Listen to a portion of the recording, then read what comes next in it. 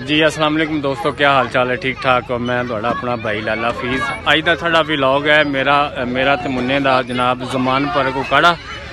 Zaman park की जी इस time development है ना, वो गौरमेंट ने जनाब करवा दी हुई है। झूले जनाब सारे खराब हो गए सी ते गौरमेंट ने जनाब इहदे ते डिवेलपमेंट किया है तो इन्हू जनाब ठीक करवाया है। बच्चे इस टाइम बहुत खुश हैं जनाब, इंजॉय कर रहे हैं। ठीक है जी, बच्चे बहुत ज़्यादा इंजॉय कर रहे हैं। झूले शूले जनाब नवे लग गए नू, कुछ पहले वाले नू कुछ नवे लगे नू। तो बड़ा जरा ना जबरदस्त काम किया गौरमेंट ने, DC साहब ने उकाड़ा दे विच उस्मान साहब ने झूले नवे लवाए नू और एक्सट्रा भी झूले लवा दिते नू, जिहड़े कि मतलब अज मेरा ख्याल है कि अद्धा उकाड़ा जनाब इत्थे मौजूद है।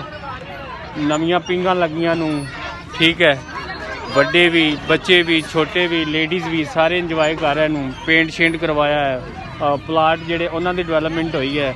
मतलब कि काफ़ी अच्छा एक ना मॉल मिल गया इंजॉयमेंट वास्ते, सैरो तफरी वास्ते, उकाड़ा दी आवाम वास्ते।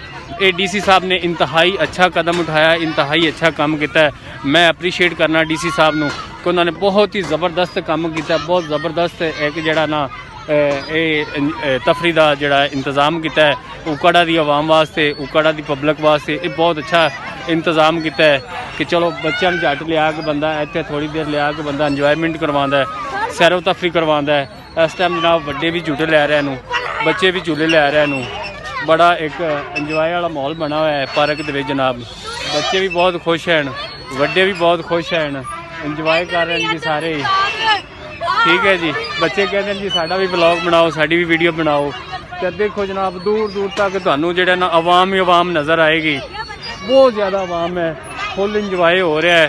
तो तुसी भी जेडे उकाड़ा के मुतलका लोग हैं वो उकाड़ा जमान पार्क आओ, इंजॉय करो। बहुत अच्छा माहौल बन चुका है, बहुत अच्छा जरा ना उन्होंने प्लाटा की सैटिंग की है, नवे तो नवे झूले लगाए नू और कि बड़ा अच्छा इंतज़ाम किया है। ठीक है जी, तो तुसी भी एक दफ़ा आओ, इंजॉय करो तो सानू नाल इजाज़त दो। अल्लाह हाफिज़।